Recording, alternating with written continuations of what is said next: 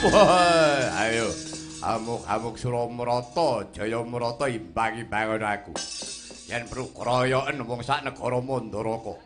Aja sumbar petak macia-cia. Waspadakno. Putra mantu Mandaraka. Raden Suryatmaja, ya Surya Putra. Kowe Ratu Ngawangga, ya aku Prabu Karna Pujangga. Tak jaluk Surtikanti. Yen pancen kowe bisa nglangkai bangkeku. Boyongan Surtikanti. Ah, kokop getihmu.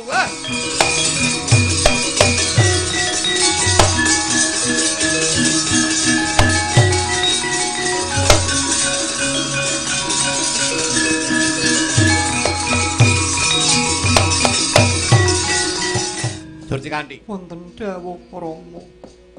Ora, lelakon iki sing sak benere piye? Sing mani gunjak karo kowe sapa?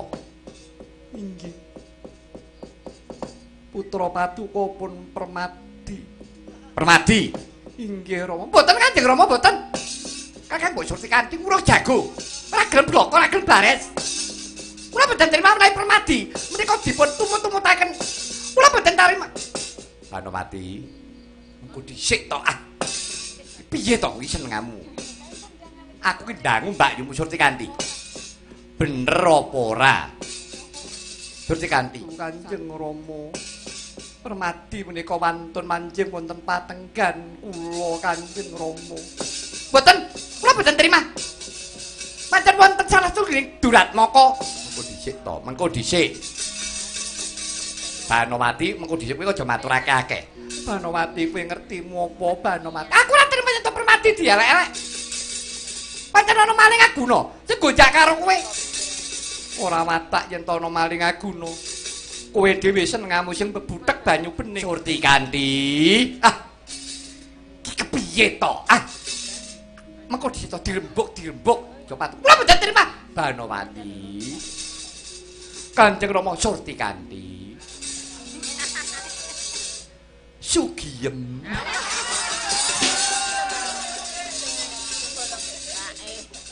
Aku tasu tenan kok. Nek kok tekan ngendi-endi, rumangsa aku sing tuwek kok malah bingung. Surtikanti. Banowati. Pariem.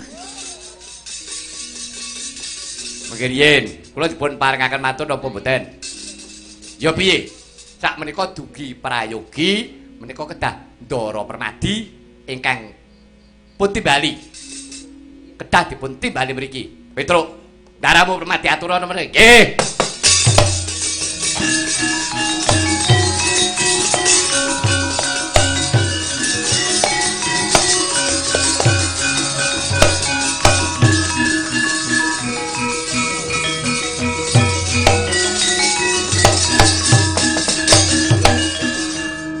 Permadi wonten dawuh Prabu. Pun rumangsa bombong. Rumangsa seneng sebab ya mung sira Permadi kang tak jagakake bisuwa ngudani ruwet rentenging negara Mandaraka. Nanging iki kok dadi ana lakon bledru kisruh kaya coba kowe maju lungguhmu. Matur sing ceka. Inggih. Kanjeng Prabu kepareng kula. Terus ndak maju ngapa? Nek kene bae. Dak. Ora urung cedak-cedak klirak-klirik. Banowati. Surtiem. Wong edan kuwi menengo dhisik. Nyaru-nyaru wuwus. Inggih, saestunipun kula mboten anggada itu minta ingkang curiga Kanjeng Prabu. Mboten saestu Kanjeng Rama. Saestu mboten. Permadi menika mboten badhe nyaketi kaliyan Kakang Mbok Surtikanti. Nyai Permadi nggih mboten badhe purun kaya piyambakipun. Kenenge kaliku ta? Karo kowe mesti ora gesep. Permadi wonten dawuh. Ngono yen jumbuh lawan ature si Banowati ana salah sawijining Duratmaka. Inggih, pistanipun wonten. Yen pancen bisa mbuktekke, ayo. Buktekno Duratmaka cekelen. kula aturi nenggo sawetawis.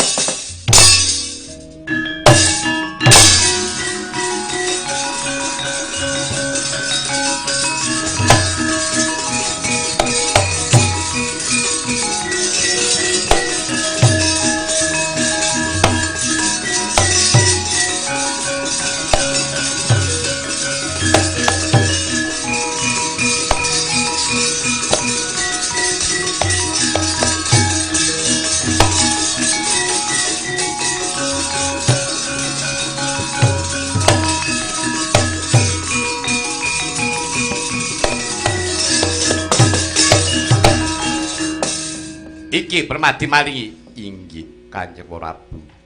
Duratmaka, ngaku kowe sapa? Inggih, sinuwun waleh-waleh menapa? Kula menika putra Petha Pralaya, kula putranipun Kanjeng Rama Adirata. Iki Sudyan Mastani, kula pun Suryatmaja. Mengko dhisik Adirata. Adirata kuwi nek ora kleru, kuwi kusire sinuwun sepuh Sang Destarastra. Inggih, kasinggihan dawuh Paduka. Dadi kowe mung derajat anake kusir, kowe anake Adirata. Inggih, sinuwun. Permadi, wonten dawuh. Uculana sik bandane iki.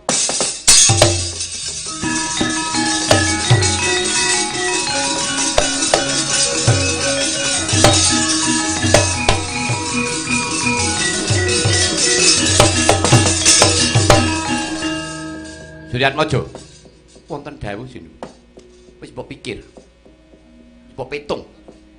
Kowe panuh wani gonjak kawan putraku si Surtikanti. Kok destun temen tuk muran-oleh karo githok muran-oleh karo derajatmu. Kowe kuwi mung sak anake kusir, anake Adirata. Kowe wani gonjak kawan putraku Surtikanti. Sing mbok deleke apamu? Sing mbok deleke apamu? Surya Putra. Apa kira-kira kowe kuat nadai pusakane Prabu Salya? Kowe kelakon mengku garwa kelawan putraku Surtikanti. Yen kowe kuat nadai pusakaku Kyai Udan Mas, tak sembah dalamamu.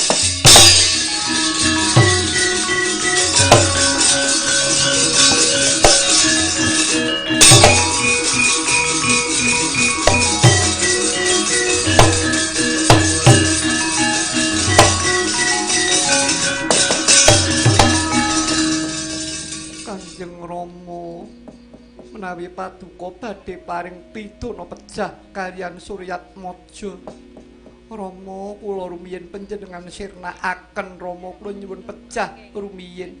Sabab ibaratipun keplok yen ora tangan loro ora bakal muni semanten ugi lelampahan menika. Badya Paduka Kanjeng Rama badhe nyirnakaken Raden Suryatmaja. Raden Suryatmaja dumugi ing sirna menawi kula taksih gesang naminipun Kanjeng Rama mboten adil. Murih adilipun menawi Suryatmaja dipun pejahi kula inggih nyuwun pejah Rama kula sampun prastya Kanjeng Rama. Aduh piye lah.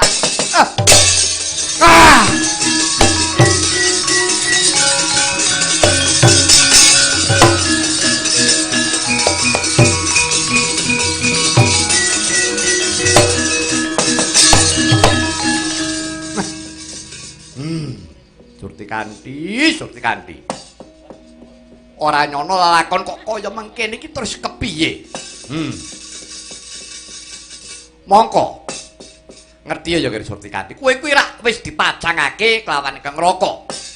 Ing Ngastina Prabu Anom Kurupati. Lah mongko kowe iki wis Ambangsari Gendhon Urukon wis prastya janji kepengin ngladeni kelawan Suryatmaja. Lah yen nganti iki mengko Kurupati kuwi temokane negara Mandharaka terus aku kudu kepiye? Ya.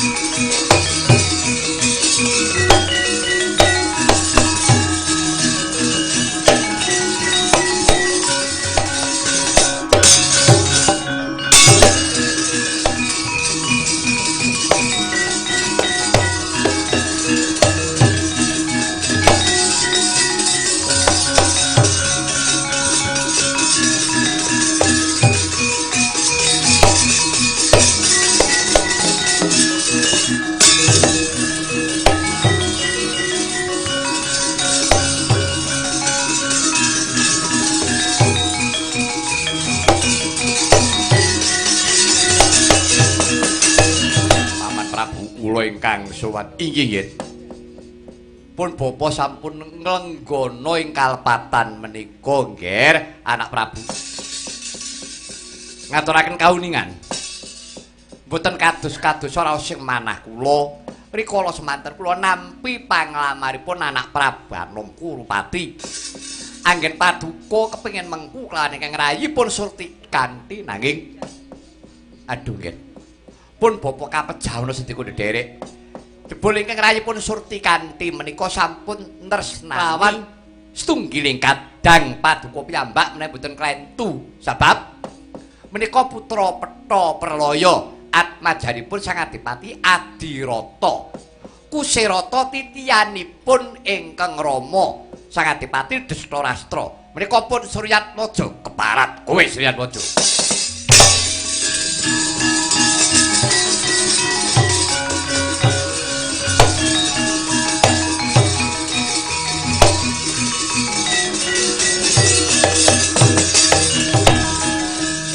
Kanjeng Paman Prabu. Rikala semanten kula kepingin badhe garwa kelawan Irawati, nyatanipun sampun kelampan kagarwa kayan Kakang Kokrasana inggih Kakang Wasi Jaladara. Kaweku dening Kakang Prabu Mandura. Kula trimah. Rikala semanten panjenengan janji anak kula menika taksih inggih menika pun nami Surti Kanthi. Nyatanipun kula lamar paduka nampi. Pun cidra kayan anak kusir bedes elek. Suryatmaja wani cruntangan. Pripun Bapak Durna niki? Asulule. Lekudu manyar-manyar. Adicune. Enten apa Kakang? Alah, loro kok mrucut kabeh. Wah. Das pundi, Ger? Menika kapeksa. Kula ingkang minangka sesepuh Sinuwun Mandaraka kula nyuwun kawicaksanan paduka. Menawi kados ngaten menika namanipun Sinuwun Ngastina iki Nandang Wirang. Maka menika Narendra. Piyak.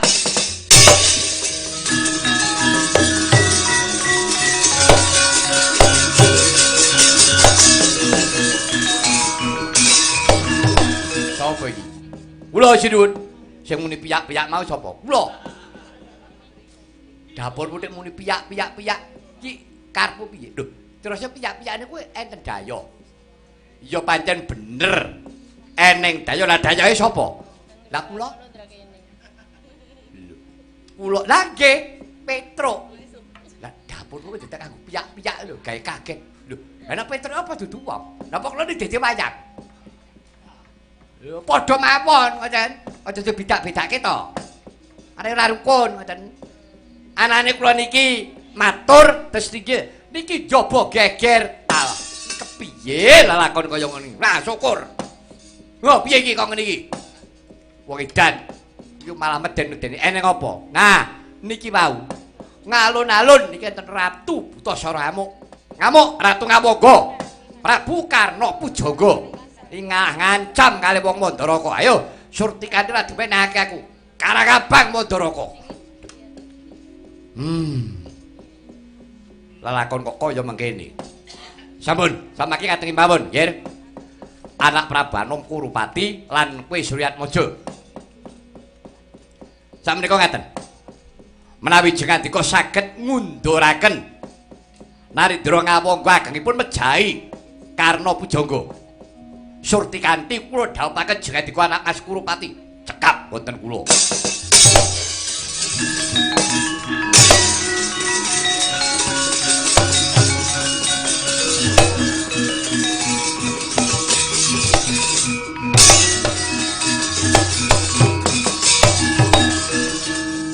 Suryatmaja, wonten dawuh sinten?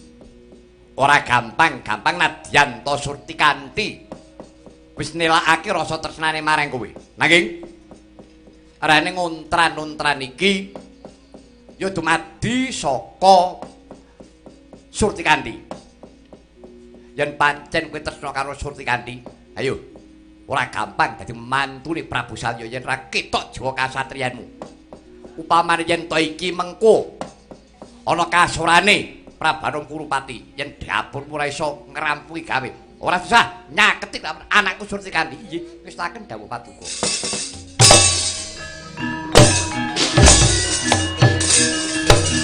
Wah, lah dalang gleleng pacakmu. Iki manten dasmu. Anggep ngopo? Sopo arane manten? Ayo kowe kuwi mesti mantene. Aku iki Ratu Sira Prabu Anom Kurupati. Kowe sapa? Narendra Ngawangga, Prabu Kalakarna ya Karna Pujangga. Minggat aja ngregeti kanan. Gelem minggat yen kelakon boyong Surtikandi boyongan so nglangkai bangke glak-glak kelimpah. Wah. Ah!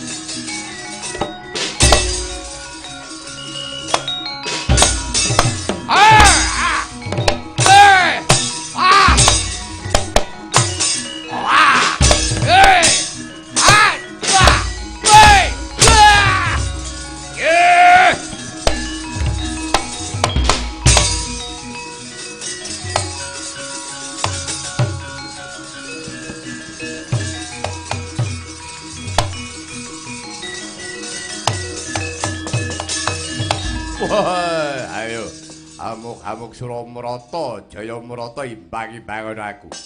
Yen perlu kroyoken wong sak negara Mandaraka. Aja sumbar petak maciya-ciya. Waspadakno. Putra mantu Mandaraka. Raden Suryatmaja, ya Surya Putra. Kowe Ratu Ngawangga, ya aku Prabu Karna Pujangga. Tak jaluk Surtikandi. Yen pancen kowe bisa nglangkai bangkeku. Boyongan Surtikandi. Ah, kokop getihmu.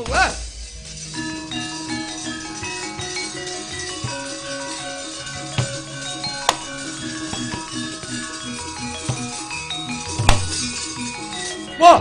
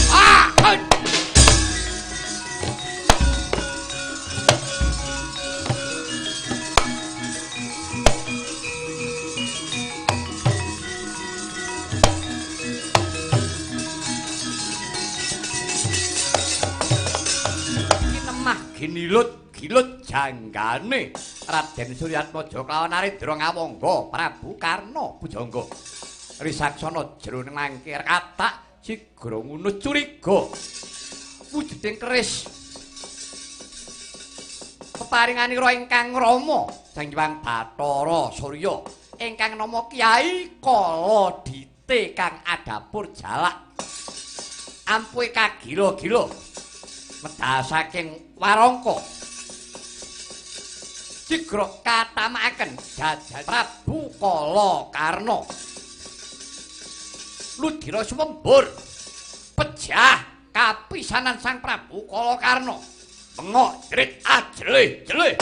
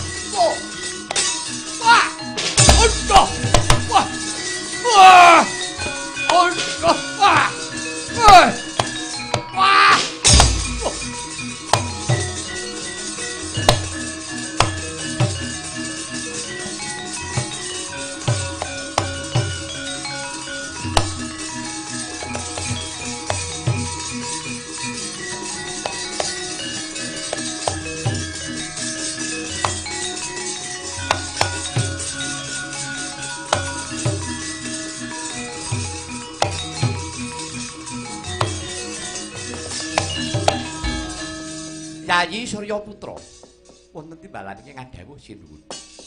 Nah, dina iki panjenengan ingsun nekseni nggonira tumandang karya.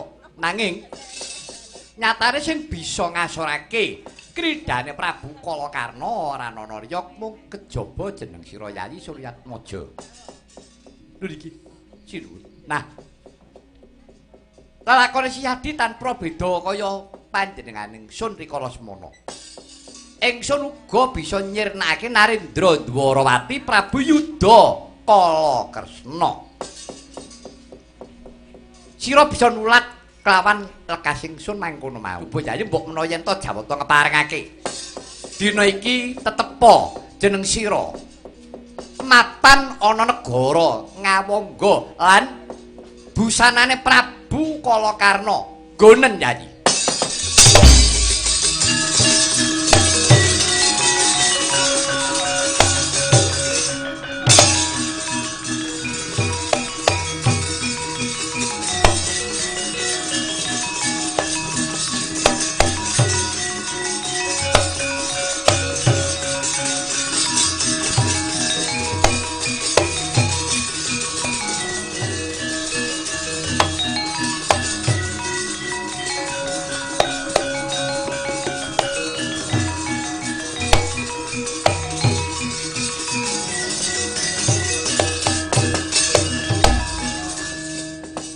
Yayi Suryatmaja wonten timbalan ing kadhawuh sinuwun. Tak pundhut rilaning atimu aja nyebut pun Kakang Sinuwun. Tetepa nyebut Kaka Prabu. Iki Kaka Prabu nistaken dawuh paduka Kanjeng Kaka Prabu. Nah, mengkono Yayi. Siyadi bisa nulat lekasing pun Kakang tekse samanapun Kakang bisa bedah negara Dwarawati. Kratone Prabu Yudha Kalaga Yayi Suryatmaja. Sira bisa nyirnakake Prabu Karna Pujangga ya Kalakarna. Busanane siragem nyatane bisa trep lan sin kesen jagat saisine tetepa Siyadi ngayomi kawula Ngawangga. Sira jumeneng ana negara Ngawangga juluk Sang Adipati Basukarna.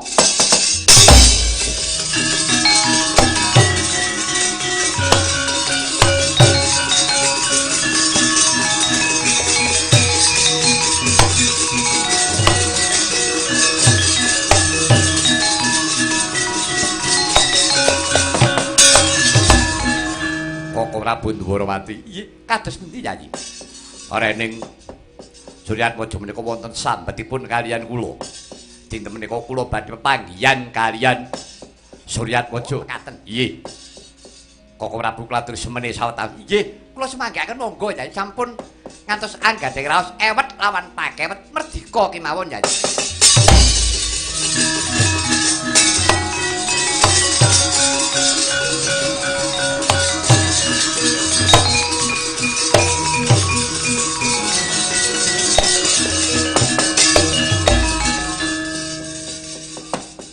Suryatmaja.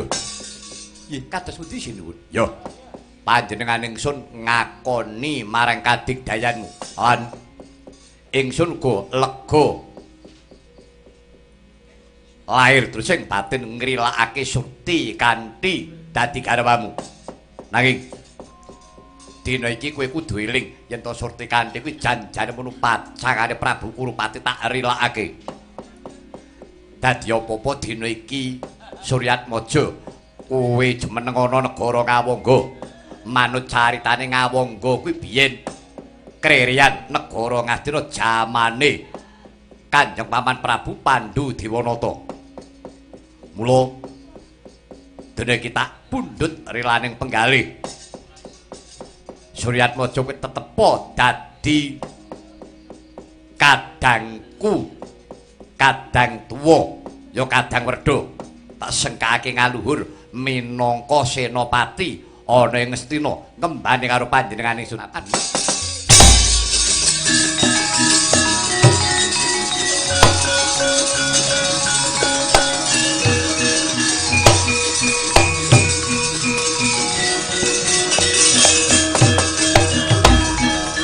Yayi Prabu kadangipun Kakang semanten sih milasa ingkang paduka paringaken dumateng pun Kakang Awangga. Nggih. Yayi. Semanten ugi pun Kakang Awangga dinten menika kula aprastya sinengsen jagat saisinipun menawi gesang kula sak wetahipun kula sumanggaken kula pasrahaken kagem paduka Yayi Prabu Duryudana ing Astina. Sabab menapa? Ingkang paring kanugrahan, ingkang paring kanikmatan gesang kula, ingkang paring kamukten ugi paduka Yayi Prabu Kurupati. Menawi saking menika Yayi, dinten menika pun Kakang lair trusin batin. Jiwa raga kula namung kula pasrahaken dhumateng paduka Yayi Prabu Kurupati ngantos tuntasing ludiranipun ingkang raka kawok. Ngaturaken panuwun ingkang tanpa pami.